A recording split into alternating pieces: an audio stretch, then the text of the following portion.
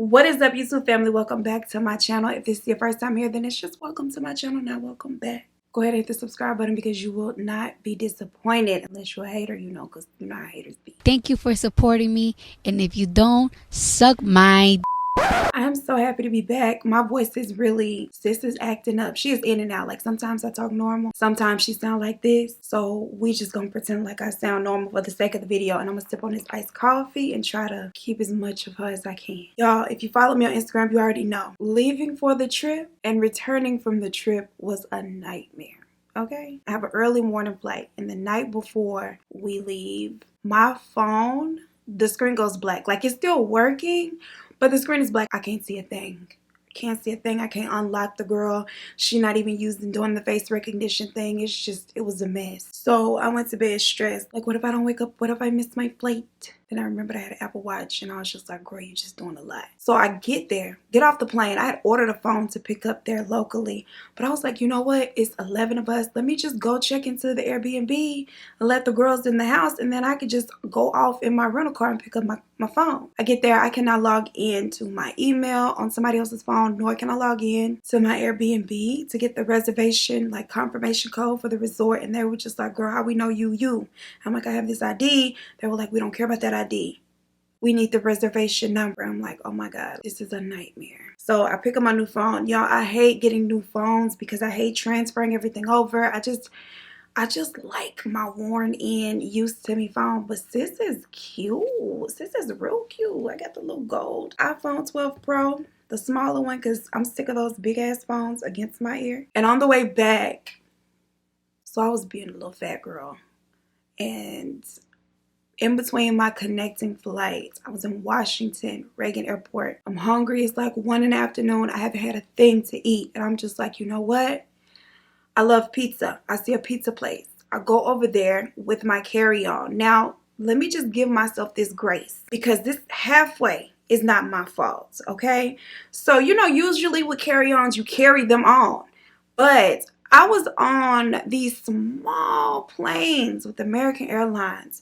And if you know, you know. They take your carry-on, and I don't know what they do with it. Put it under the plane with the check bags. I don't know, because I'm not a flight attendant or whoever deals with the bags. I don't know.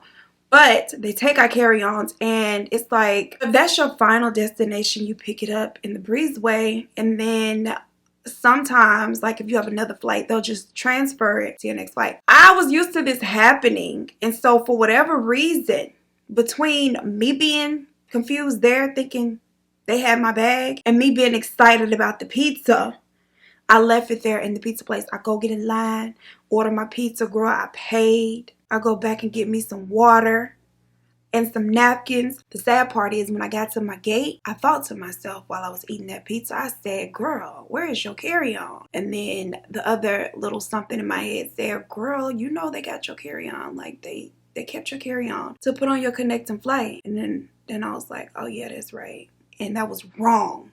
Okay, it was not right at all. It was literally sitting over there at Am Pizza. I hops my happy ass on my flight, come home, and I realized all of the girls are rolling their carry-ons. All of the girls except me. And I said, oh shit, I left my carry-on at the pizza place. Long story short, I got in contact with the pizza place. It was weird because you can only text them. When you text that number, it's like corporate, and then they'll text the store. Needless to say, it's like 5 days later, and them bitches ain't text me back. Every time I would text them, they would be like, we haven't heard anything back from the store yet. I apologize. I go to the luggage claim office. The girl in there tried her best to help me. She was so sweet. She was just like, okay, what's the red ticket number? I'm like, girl, I ain't got no ticket. Because they red tag the luggage, and it's like the fare ticket thing. You have the number, it tears off, and it matches the one that stays with the thing. Nobody ever tore mine off, and I didn't tear it off myself. And so, yeah, sis, sorry. She was so helpful. Like, she literally was calling everywhere. She contacted, like, Lost and Found, the police station within the airport. I didn't even know they had police stations within the airport. Girl, I thought that was security. I thought it was airport security. So yeah, she was calling them. Like, she did all of the things for me. Made sure she get all the things in life that she wants. Anyway, back to me. I did not want to leave the airport without my bag because it was my carry-on. Like, it has a lot of my important cosmetics, my favorite perfumes, my favorite cosmetic items. What else? I don't know, important things that I did not want to lose. So I was not too quick to leave the airport without an answer. But at the time that my plane landed, I only had an hour to get to Blue to pick him up, and it was a 30-minute drive. So I was just like, I gotta go get my baby. So sis gives me a phone number where I can follow up, and I go to get Blue, who was really happy to see me. He made my day. But by the next morning, they had emailed me and was just like, girl, we found your bag. We gonna ship it to you. You just gotta pay for it. I'm like, girl, that's fine, girl. Give me my things. But I mean, I feel like y'all really could just throw that girl on the next flight to my city and I just pick her up from the airport. But if you can't understand, this is my fault, girl. I pay it. You'll see mother has a new party cap color. This is the hair that we dyed together on Instagram. Now, I told y'all I was going to share some of the, credit with y'all if it came out right, even though I said I was going to blame y'all 100% if it came out wrong. But I like it a lot. I just went back and darkened the roots, which y'all will see when I take off the headband and the makeup is done. I'll give it to you all together. The trip itself was really cute. I had a lot of fun. I really, really enjoyed myself. And so I'm excited because now I want to plan a ski trip for December, because y'all know I hate snow. But my sister, she made me feel like this was going to be a good idea. And I feel like it might be. I feel like if I could put on a snowsuit with those big ass goggles and like have cute hair, maybe a fake fur coat, I could really get into some snow. And granted, I do want to try skiing. I do. And so I'm excited about that. I have to get with the girls and see who's down for the snow ski trip. But I do have a question because y'all be knowing all the things that I don't know. Is November, like mid-November, November 11, 12-ish, my birthday-ish, is that too early to go skiing in Colorado? Will it be a lot of snow where I can make a snowman and ski down some slopes? Or should I just not have a birthday trip and just wait till like December or like January? But I feel within my soul that somebody watching this knows. And so let me know if you do, because I need to know. Like, I really need to know before I book a cabin. I ain't trying to show up and it just be patches of snow everywhere. I need it to be full force, can't see the ground as snow. Let me get into this story though, because I'm not trying to use up all my voice on other things, child. I need to have some of it to tell you the tea. Because y'all, I got into this story and when I say it was nuts, and the thing is, sometimes some stories are more difficult than others to weave together and make sense and not lose y'all. Like the people who did the little pizza thing, that was a task to put together, okay, and not lose y'all. But this one, I don't want to scare you, it's not as complex, but it took me some strategizing to be able to lay this out properly. So let's get into it. It's a lot to unpack. I hope y'all had a good time though. I hope y'all had a great week. I hope y'all had a great weekend. I hope y'all having a great day and a great week after this. This is my first time in years that I'm doing my eyebrows without that little brush that I use upside down. So I don't know how this is about to go. And yes, I'm using a comb, girl, because I only got one spoolie. And just like the old proverb goes, girl, you got to use what you got to get what you want. I want some good eyebrows, so I got to use this comb. I don't even know what eyebrow brush I can use. This is stress. On April 11th, 1977, Ethan Couch is born to a wealthy couple by the name of Tanya and Fred Couch. They actually were the owners of Cleburne Metal Company, which was a metal roofing company. They had done exceptionally well, so they were some good old millionaires. Ethan is born in Burleson, I believe it's how you pronounce it, Burleson or Burleson, Texas. He was born and raised there. From very early on in life, Ethan was afforded the most lavish gifts, lavish family vacations. Like, he was spoiled. He got everything that he wanted. His parents, they really didn't pay much attention to him. It was kind of like the stereotypical rich parent, spoiled child kind of dynamic where they're just all worried about status and doing their thing and not really paying attention to their child, but still they spoiled him financially and just gave him everything. He didn't have to earn anything. It was just, you're our kid, we got money, so you got it. There were a lot of issues within Tanya and Fred's marriage, causing them to file for divorce in 2006. They just decided, you know what? This is way too toxic and I'm done. Like, I'm tired. I'm out of here. At the time that they decide to call it quits, Ethan is only 9 years old. During the divorce, the courts ordered a psychological evaluation of not only Tanya and her husband Fred, but also their son. During Fred's eval, he reveals that he felt like their marriage was doomed from the start. It was a mistake from the very start and that his wife had issues. One of the issues being that sis had a pill addiction, and she would also give the Vicodin that she would abuse to their son, to their young son. He also stated that Tanya had a very unhealthy relationship with her son, that she would refer to him as her protector, and that when they began to have real heavy issues and at the worst part of their marriage,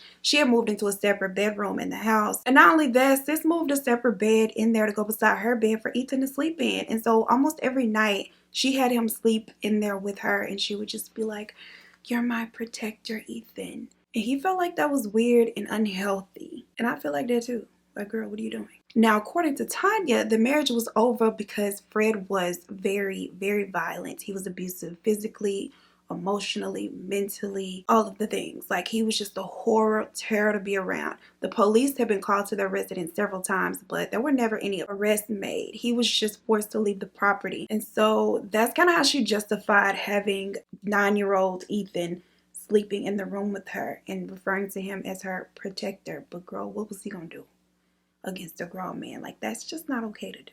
It's just not.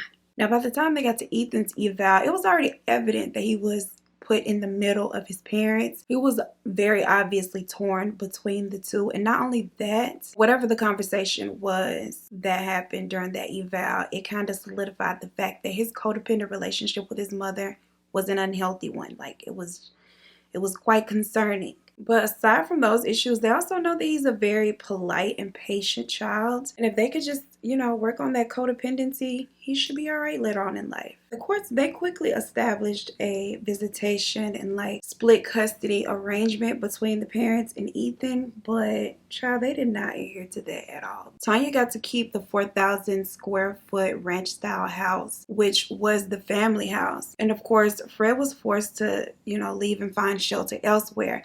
Ethan stayed at the house with his mother, and Fred did not completely disappear on his son or anything like that, but he did not see Ethan as often as he was supposed to. However, he did not miss a beat spoiling his son financially. The gifts, the money, they did not stop coming. Around the time of the divorce, Tanya takes Ethan and enrolls him in this super prestigious private school. Tanya made sure she was very much involved still. Even when her child went to school, she would often go on the field trips. A lot of times she would pay for the entire student body and staff to have lunch. She also made very generous donations to the school, and they were real ghetto. Because sometimes when it was time for Fred to pick up Ethan, she would show up and they would have these huge blow-ups right there in the parking lot in front of everybody, just embarrassing little Ethan and just showing out. In one instance, I don't remember which parent it was, but one of them took the child and locked him in the car and refused to give it to the other parent, and it was the other parent's day to pick up, and they just were a mess. It was the most toxic co-parenting situation that you could imagine. When little Ethan was just 13 years old, his parents decided that they would get him a car and allow him to drive himself to and from school. Yes, girl, at 13.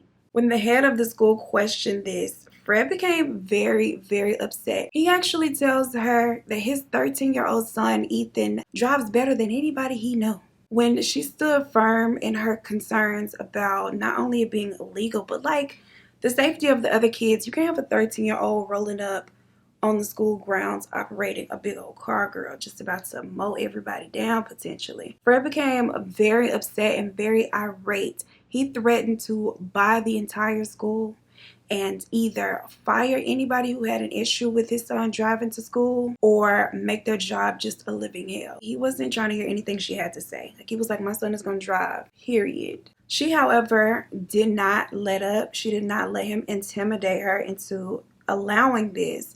So in the end, he decided to just completely withdraw his son from school altogether. He tells her that my son does not even need this school because one day he is going to run the company and he will be a millionaire in his own right. He does not need your education, girl. So he takes his 13-year-old son and enrolls him in a homeschooling program. From there, Tanya and Fred are pretty much the only authoritative figures that their son has. And they pretty much provided him an incredible amount of freedoms. They did not force him to follow regular law, regular rules. It was just their own personal rules. Just, you know what? Don't piss us off. And that's pretty much it. You're free to do everything else. was pretty much the vibe of their parenting style. Ethan really didn't have any kind of respect or regard for law or any kind of authority figures whatsoever. After leaving school, his behavior changed for the worst. He began to experiment with like alcohol and recreational drugs, which progressively escalated over the next 2 years. Now Tanya, she felt like because he was a young man, because he was a boy, it was better to leave the disciplining up to his father. So she left all of the punishment up to Fred. When Ethan did things that his parents did not agree with, Fred's punishment was just taking his phone, taking his Xbox. He would sometimes take the keys to his car, things like that. He would always take something from him. But behind his back, Tanya will always just go get another one and then just give him that one. So Fred takes the phone, Tanya goes to get another one and gives it to her son, and they just formed this pattern behind Fred's back, and that was their dynamic. She just was nuts. So most of the time, Ethan really did not feel any kind of consequences for his actions or his bad behavior. Even though they were separated, they still spent holidays together. They had a tradition on the 4th of July. The family would get together, have a cookout like most of us do. And then in the end, they would go and put on this huge fireworks show. Fred would spend a lot of money on expensive, extravagant fireworks. And he and his son together would light them and everybody would be all impressed, child. And it'd just be cute, fun stuff. Well, when Ethan is 14 years old, this particular 4th of July, Fred is ready to do the fireworks show, and he is like, I ain't seen my son in a minute. Like, where is Ethan? He's looking everywhere for Ethan, and people like, I ain't seen Ethan. Or they just not saying nothing because they don't want to get him in trouble. When he finally finds his son, his 14-year-old son, he is passed out drunk. Fred is pissed. But not because his child was drinking. He was pissed because he had ruined the family tradition of the fireworks show, and now he would be forced to do it with some other random children that he didn't want to do it with. He wanted to do it with his own son. Now around this time, Fred was having his own new home built, this lavish 7,000 square foot mansion built, sitting on 3 acres of land over in Fort Worth. The property also had a 2-story guest house out back that was equally lavish and beautiful. It was a lot more grand and a lot fancier than their original family home. Now at some point between the construction and it being finished off, Tanya decides, you know what? Maybe Fred wasn't so bad. I'm gonna give this thing another go. And sis moves into the mansion with her ex-husband. They rekindle their whole little relationship. The bad romance is back on, and they actually remarry in April of 2011. Around this time, they had both noticed a change in their son. He was becoming more distant. He didn't want anything to do with them. He was just wanting to do his own thing. He had even begun pulling away from Tanya, who he had that very odd Norman-based relationship with. The parents thought that this was typical of a teenager. They were just like, you know what? He's just going through it as a teen. This is what they do. You know, they get a little older and they think they're grown and they just want to go off and be their own person. He'll grow out of it. Everything will be fine. Like, this is typical average teen behavior. While they noticed, they just decided to let things take their natural course and not press the issue. Fred and Tanya actually further enable his distancing by allowing him to continue to live in the family home after they had moved over to the mansion. The house that they left him behind in, it only had a couch, a bed, an Xbox, and a big screen TV. Just, I guess, everything you need when you're a child. Fred would stop by the house on a weekly basis just to check on their son and make sure everything was okay. In one instance, he comes by really early in the morning to, you know, pop up surprise on Ethan's ass. Ethan is still asleep, but there are empty beer cans strewn about the house like he had a whole house party. He wakes his son up and he's just like, who was here drinking? I know not you, because I told you not to. And I guess Ethan said, you ask stupid questions, you get stupid answers. So he tells him they belong to his cousin. Yeah, those are my cousin's beer cans, don't worry. Fred, of course, knew he was lying. On another occasion, Fred stops by the house unexpected, and he notices that his Firebird that he had parked there had been driven. That was one of the few rules that Ethan was left with. No one was to touch that car, period, for any reason. Ethan didn't even have a reason to touch the car because he had his own truck. As punishment for this, Fred decides to ground Ethan by taking his keys, and by this time he had employed his son at the family business, which was about a mile from the house. So this was going to force Ethan to have to walk to work, to and from work, a mile each way every day. He was pissed about it, but Fred wasn't backing down because he was also pissed. And you know what? He goes to mommy, and Tanya provides him her own truck to use to go back and forth. So he gets his mother's F-150, and that is what he's using as transportation. I don't know if he was parking down the street or around the corner where Fred did not notice that this was going on, but some kind of way they were getting away with it. In February of 2013, he is driving his mother's F-150 late one night, just out having himself a good old time. He decides to make a stop at a local Dollar General to pee in the parking lot. It is 1 a.m.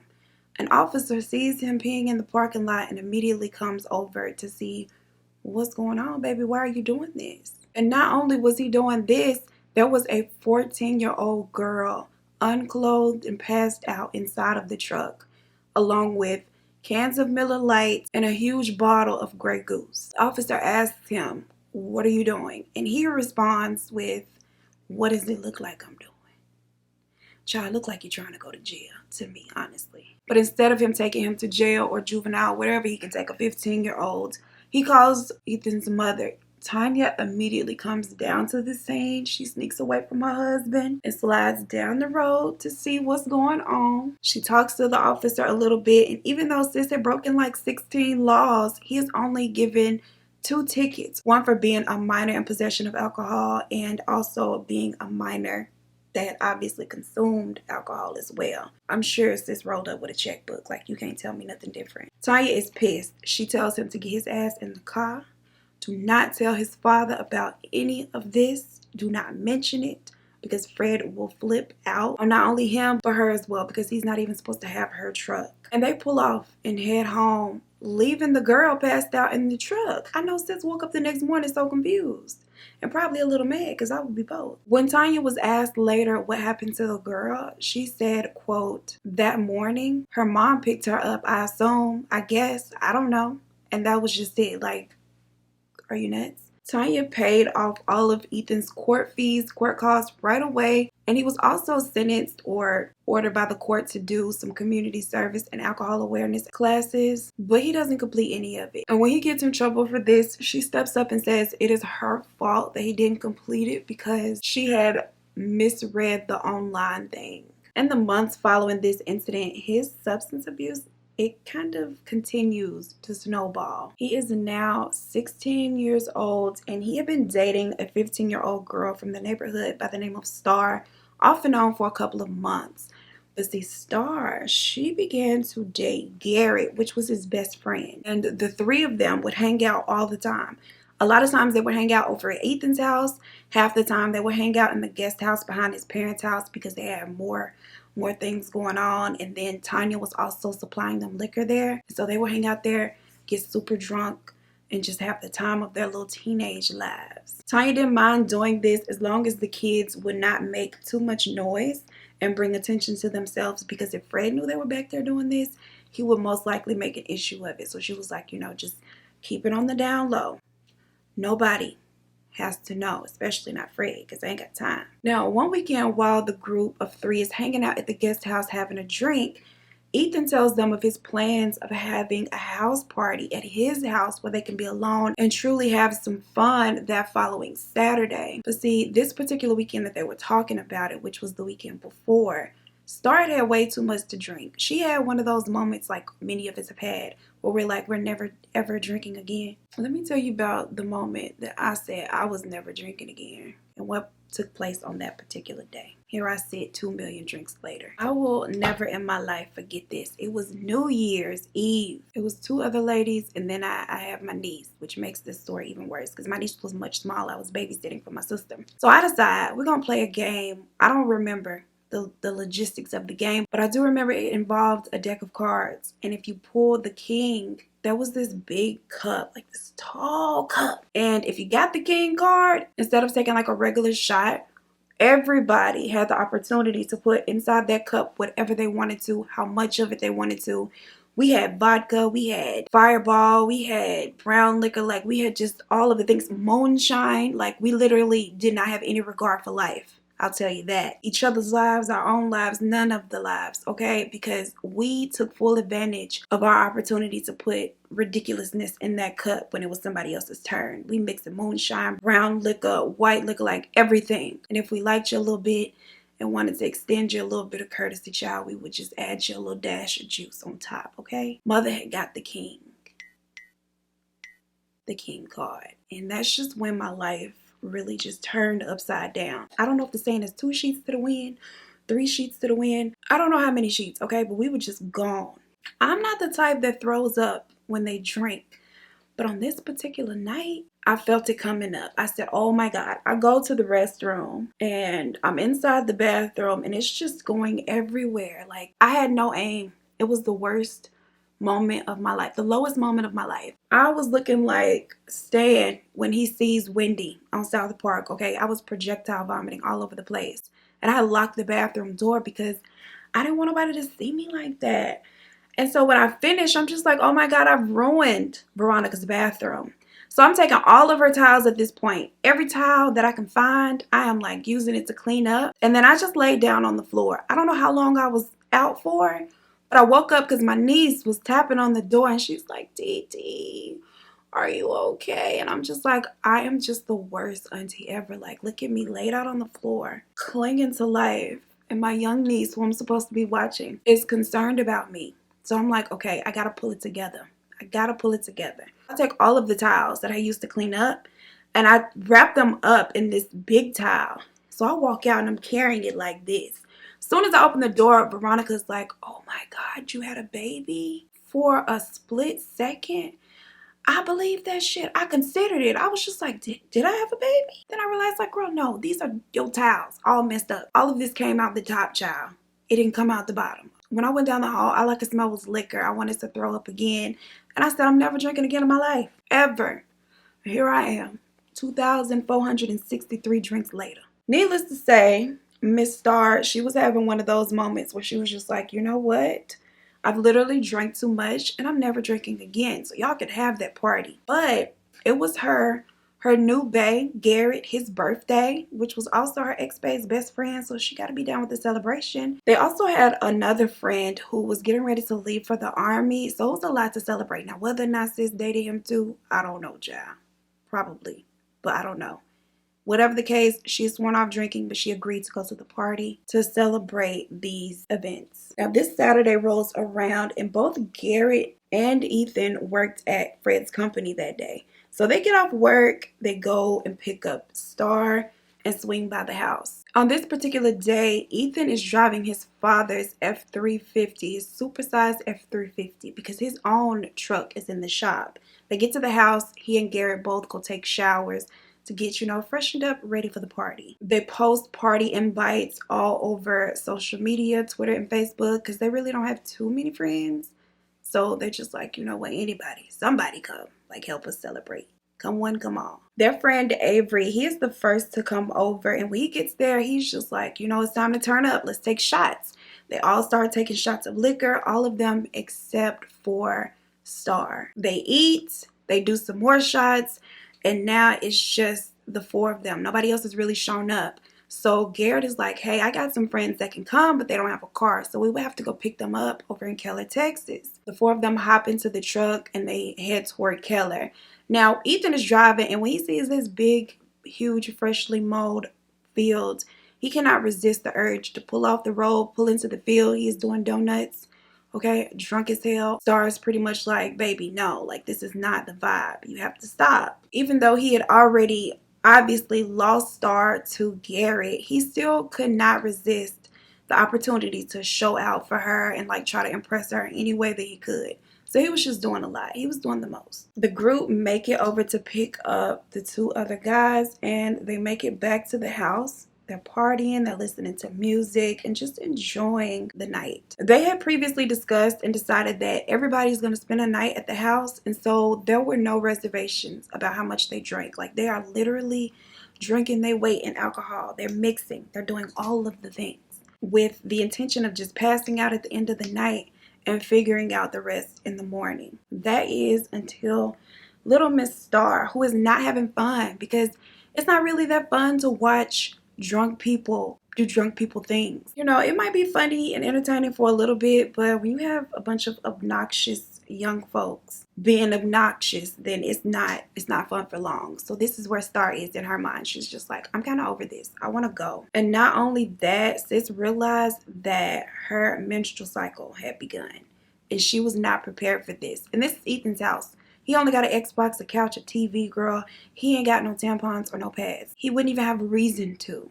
And so she is like, oh no, I really have to go. Like, no, I have to go. Star attempts to call 2 cab services, neither of which pick up the phone. And so she is just like, well, damn. Ethan, who is now fully aware of what's going on with Star, he takes another shot of Everclear. Let me tell you something. If you don't take anything away from me as far as a lesson about life, anybody who can take a shot of Everclear, do not engage. They don't give a fuck about nothing. This is not a person that you want to have an argument with. This is not someone who you want to go toe to toe with. And if they're an Aries that will take a shot of Everclear, you best believe they have nothing to lose in their mind. Like, don't do it. Please don't do it. Hear me and take that with you wherever you go in life. Ethan, he takes this shot of Everclear and he goes and tells Star, I'll take you. He volunteers to drive her home. She's like,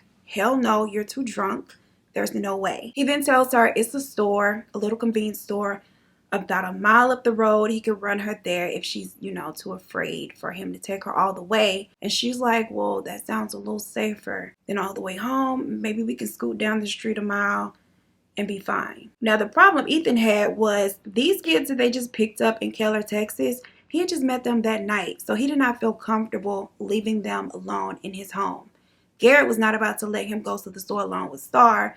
And so Ethan is just like, everybody's going to have to go. We're all going to have to pile up in this truck and ride to the store to get this girl her needs. On the way out of the house, he picks up this huge box fan and smashes it on the ground. And Star's like, girl, you're not impressive. Like, anybody can break stuff. Relax. She grows concerned. She's like, you know what? On second thought, maybe you're not okay enough to drive me to the store, even if it is a mile away. This probably isn't the best idea, especially considering how late it is and how dark it is outside. Like, no. He attempts to reassure her that no, everything is fine. The other guys in the group are kind of just telling her, it's fine. Like, he's okay. He's good. Garrett then tells her himself, like, hey, I've seen this man drive in worse condition than this. We'll be fine. Get in. Like, it's okay. There's Ethan and one other friend in the front seat. Garrett and Star are in the back seat. And the 2 guys they picked up in Keller, Texas are in the bed of the truck. And this is how they set off to ride to the store. As soon as Ethan pulls out of the driveway, he revs the engine like crazy. Star and Garrett both yell at him like, don't start. And he just laughs it off. But y'all, this is when the bullshit really begins. Ethan takes off full speed. He's swerving back and forth between the lanes. It's only a 2-lane road. So he's swerving over into oncoming traffic like he's gonna crash them head on. And they're yelling for him to get back over onto the right side of the street. Ethan is laughing as they're approaching oncoming traffic. Right before they make impact, he veers back over into the other lane, but he kind of miscalculates. So instead of going right back over into the right lane, he veers off the road into the grass, going 74 miles per hour, never touching his brakes, and then suddenly the airbags deploy. Star had been sitting in the back seat with her boyfriend Garrett, but when she regains consciousness, sis is now in the front seat of the truck. She is covered in broken glass and blood, and it's just a mess of a crash. She sees Ethan slumped over the wheel, and he is unresponsive. No matter how much she calls his name, no matter how loud she gets, he is just not responding, period. And so she is completely freaked out. On this same evening, just moments before Ethan and all of his friends piled into the F-350, Brianna Mitchell, a 24-year-old chef at a private club, was on her way home when she swerves off the road. And one of the tires on her Mountaineer, it had blown, which is what caused her to swerve off the road. And in the midst of her losing control of the car for a moment, she had actually hit somebody's mailbox, and her truck ended up like stopping on somebody's lawn. Brianna loved her job, but the one thing that she hated was the late hours that it had her out, because this was one of her biggest fears. She hated driving at night anyway, but then being a young woman out and then you get a blown out tire, it's just a nightmare. Luckily for her, the family whose lawn she landed in, Holly Boyle, her husband Eric, and their 21-year-old daughter Shelby, they hear the commotion from inside and they immediately go out to see what's going on. And when they see what's going on, they're just like, you know what, calm down, we'll help you out, we can offer assistance, just don't worry, we'll get you back on your way soon. As they are coming out to assist Brianna, who is now on the phone with her mother, telling her, what's going on, a youth pastor by the name of Brian Jennings, who was on his way home from his son's graduation, he is passing by and he pulls over his truck to assist as well. He tells the two middle school aged boys to stay put, sit there in the truck, keep their seatbelts on, don't get out for any reason, and that he will be back soon. Just sit tight. Brian goes over to the group and they're all just assessing the damages. Brianna's on the phone with her mother. Eric goes and picks up the mailbox that she had knocked over. He takes it into the garage. Before he can step foot out the garage, he hears this huge, loud, like crazy noise.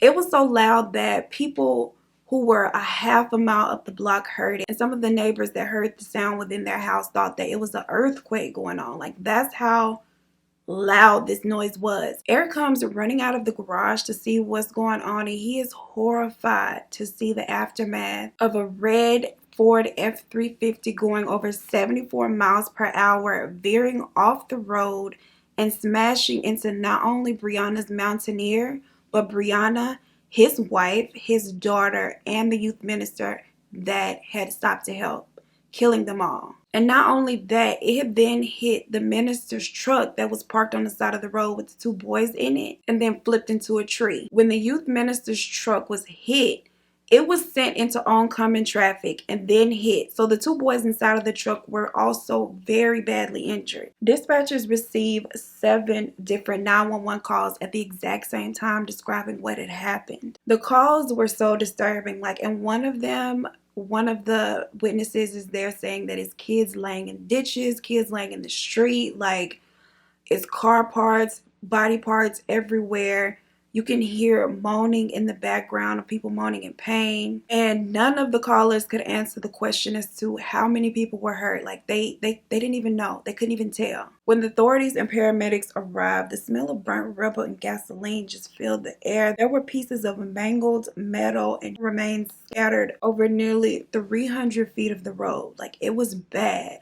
One of the officers said that it looked more like a crash from a plane than a vehicle. Now, Ethan, who we know was the driver, he is seen walking away from the scene of the crash with a blood alcohol level of 0.24, 3 times the legal limit of an adult. So sis is out here triple illegal at this point. He also has Valium and marijuana in his system. Just all of the things, baby. Because the truck that he was driving was registered to the company, the family company, they received several civil lawsuits, from people injured, from people whose property was injured, just everything. Civil suits from everywhere. They stood to lose a hell of a lot of money. And they did when they were forced to settle all but one outside of court. But the settlements were for undisclosed amounts, so we don't know how much it was. But it was a financial blow for them. 2 weeks after the crash, Ethan is shipped off to a very posh and comfortable, fancy, expensive rehab facility by his parents. He was doing therapy, honey. He was doing nice little fancy cooking classes, just, enjoying life. He did arrive, though, with a broken neck, broken ribs, and a broken arm. And every week, Tanya and Fred would fly out first class to go visit their son. They never missed a weekend. But after about 62 days, several settled lawsuits, and one still pending, Fred went to the facility and he said he was taking his son home. He withdrew Ethan from the rehab facility because he had lost so much money with the settlements and his bill was up to $90,000 at the facility. Fred said that he was quite frankly running out of money. And so Sis had to just come on home. News spread about the crash and how nothing was really done to Ethan. Like, he pretty much got to walk away from the accident and faced no kind of consequences. Public outrage took off. People were pissed. They began to make a lot of noise and they demanded that an arrest be made. Once authorities realized that they were not going to get the people to just go home and forget about this, then they decide that they're going to make an arrest and bring Miss Ethan down to the jailhouse. And not only that, they decide to try Ethan as an adult. The charges against him were 4 counts of intoxicated manslaughter and then 2 counts of intoxicated assault. The prosecution, they were going for 20 years in prison. That's what they wanted. That was the goal. And they felt really confident about their case. During the trial, they presented his blood alcohol level. He himself admitted guilt. He didn't get up there and try to defend his actions whatsoever. He was just like, pretty much, yeah, I was drunk driving. This is what I did. He even pled guilty, and with all the evidence against him and his own admission of guilt, the town and the prosecution, they believed that the punishment would be fitting and that it would pretty much be a clean-cut case. It also wasn't helping Ethan's case that he showed no remorse, period, whatsoever. Like, he was not remorseful at all for the pain and suffering that he had caused these families. But his family still had enough influence and just enough money to hire him the best legal team that he could pretty much get. And these lawyers presented a very surprising argument during his sentencing hearing that outweighed the influence of everything that pretty much stood in favor of the prosecution. The icing on the cake was them hiring a psychologist who they paid $15,650 something to get up there and give her professional opinion. And this professional opinion changed everything. This doctor describes how Ethan is a victim himself. He's the victim here. He's the victim of his family's wealth and how he had grown up without repercussions for his bad behavior. All of this considered, it would not be fair to hold him fully accountable for these actions. This doctor stated that Ethan had a case of affluenza. And when I first heard that, I said, girl, what the flu got to do with anything? Like, girl, okay, I didn't have the flu before, but I didn't do any of these things. Then I realized it's influenza, I think. This never before heard term is now used to describe overly wealthy individuals, mostly young people who are too wealthy to know and accept consequences of their wrongdoings. For the record, this is not a medically recognized disease or disorder or none of that. The defense and this raggedy ass doctor argue that his parents never paid much attention to him. They gave him the liberty and freedom to do whatever he wanted to do. They never gave him any kind of punishment. And so he himself did not know the difference between right and wrong. And this raggedy ass doctor's opinion pretty much gave Ethan a get out of jail free card because it worked. The judge in this case sentences Ethan to a mere 10 years of probation and 1 year in a rehab facility. The rehab facility would be covered by the taxpayers' money of Texas, child. So the parents did not have to worry about footing the bill for that because financially they were not able to at this point. Like, they couldn't afford it. The required activities to be completed during his stay included one-on-one cooking classes, horseback riding lessons, yoga, therapy. He was assigned a personal nutritionist and he would have limited beach access. Like, girl, how was that a punishment? That sounds like a vacation to me. And somebody there was more than happy to leak his information and itinerary to the public. And so when this happens and word gets out about his agenda and the things that he has to complete over the course of this year, the people are yet again outraged. Honey, the public got their little pitchforks and decided they was going to go out and ride again. Like, they weren't here for it, period, at all. This raggedy ass psychologist received a lot of heat for their professional opinion and their hand in pretty much giving him this get out of jail free card. And to that, he pretty much was just like, well, the judge had full discretion. He could have sentenced him however he saw fit. He could have put him in jail for all 10 years or more. So this ain't on me. Be mad at him. Don't be mad at me. And what added fuel to the fire, insult to injury, child, this same dirty fucking judge had just sentenced a 14-year-old boy to prison for 10 years the year prior. And what did that little boy do? He had punched somebody.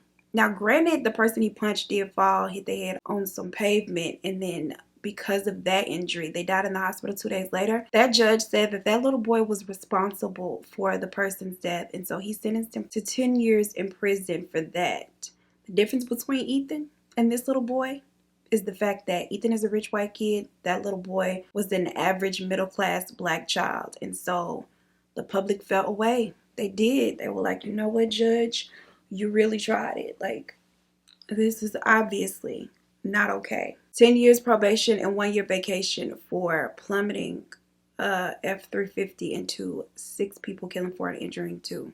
How? In response to that, that same raggedy ass psychologist said, quote, "It's no secret that when you have money, you can afford better help." And that is what happened in Ethan Couch's case. Ethan does his year in the facility and he is released. And in December of 2015, a video surfaces of him at a party playing beer pong, obviously intoxicated and laughing like the Joker. Now, granted, he is still underage and that is a problem. It is a violation of his probation for him to just be at this party, period. Like, even if he wasn't drinking, just being at the party around alcohol. And so his PO orders a mandatory immediate drug test. Child, when he catches wind of this, he's like, oh no.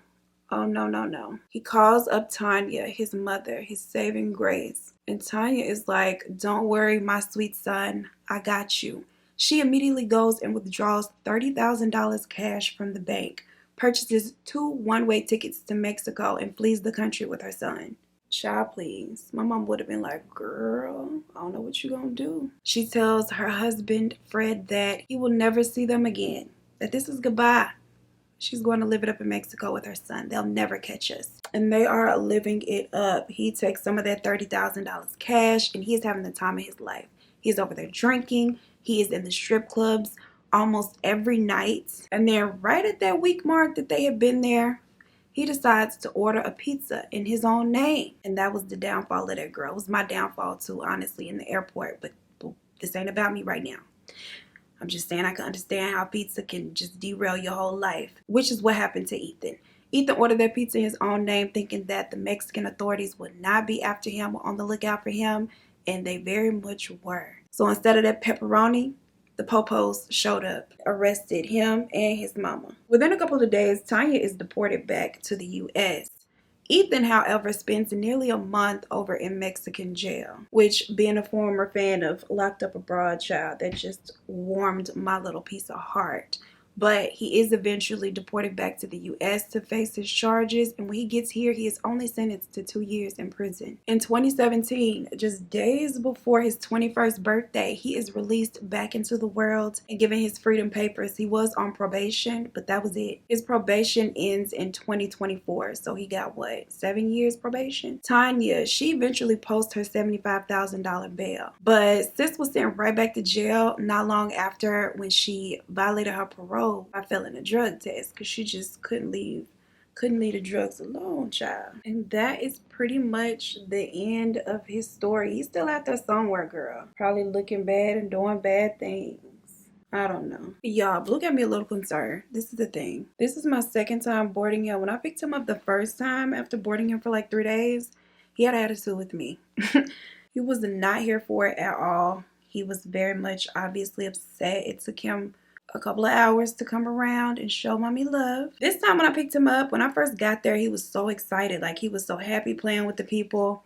And then he saw me and he was extremely happy to see me. He didn't give me the cold shoulder or none of that. But he has been extremely lethargic. I picked him up on Sunday evening. Currently, it is Wednesday morning and he is still just sleeping all day and night. He was boarded for a total of 5 days and he did daycare. And the first couple days I was like, you know what, he might just be tired because he's been running around with plenty dogs all day. He probably did not sleep that good. And so maybe he's just tired. Now that we're going on about 3 days, I'm a little concerned. When I initiate play with him, like, he'll play some and it's been like once or twice that he played on his own. But other than that, he is literally sleeping all day. Like, I have to get him up to take him out to use the bathroom. He is not doing anything on his own. So mother is concerned. He does still have an appetite. He's still eating. His attitude and like temperament hasn't changed. Like, he's just acting really tired. I'm concerned for my baby. Part of me feels like, you know what? You're just being dramatic. This is normal. He's just tired. But y'all, you know how it is when you got anxiety issues, okay? The anxiety in me is saying, girl, he might be up next in the queue for the Grim Reaper. Take him to the doctor. Take him to the emergency room now. I don't know what to do, but by the time y'all get this video, child, I will have decided whether or not to take him on in and get checked out just to be on the safe side, or wait it out and see what happens. It's a mess in this head of mine sometimes, I promise. That is pretty much it for this video and this look. I hope you guys enjoyed the look. I like it a lot. I feel like I haven't done orange in a while, child. And I feel like I look cute. Let me get out of here because I got to get back with David, who is helping me find an apartment. A lot of you guys raised concerns about location. Y'all forget my sister is there. So I do have a little bit of inside scoop already as far as location. I really trust David as well. I feel like he has a good understanding of what I need. And so I'm excited because I'll be there in about a week to physically look at these apartments. We've narrowed it down to 5 properties. So yeah, as always, I appreciate you guys so much for spending time with me, and I look forward to seeing you in the next one. Peace. Don't forget to like my video, comment down below, subscribe if you have not, girl. Share this video with a friend, girl. All of the things. Goodbye. Welcome to my channel now. Welcome back. Okay, what do I usually say after that? She did all of the things for me. I love her. Girl, you don't know her. What am I talking about? I love her. She earned some love though. She really went in. Shout out to sis. See, now I'm getting like bank notifications. Like, girl, don't tell me how much money I've spent. Like, I don't need that negativity in my life. It's a lot to unpack. When I say packing, it just triggers me that my luggage just go with a lot of my makeup brushes. 77. Ethan Crouch. Ethan was afforded like the most lavish. Ethan and Tanya really just gave. Not Ethan and Tanya, what? And then she moved a little bed in there. This is not funny. What am I laughing at? But there were never any, I was going to say results made. Well, I guess it wasn't. Super prestigious. Did I say that right? I think I did. Fumbled for nothing. I feel like my eyebrow look a little chewed on, job, but we here now. And here is where we gonna stay. It was the most toxic codependent, what is that, girl? Tanya getting on my nerves. She really is. And right before they make income. Right before they make I was finna say it again. Moments before Ethan and all of his friends piled into the girl, it's a fly in here. Girl, where you come from? And you're disrespectful.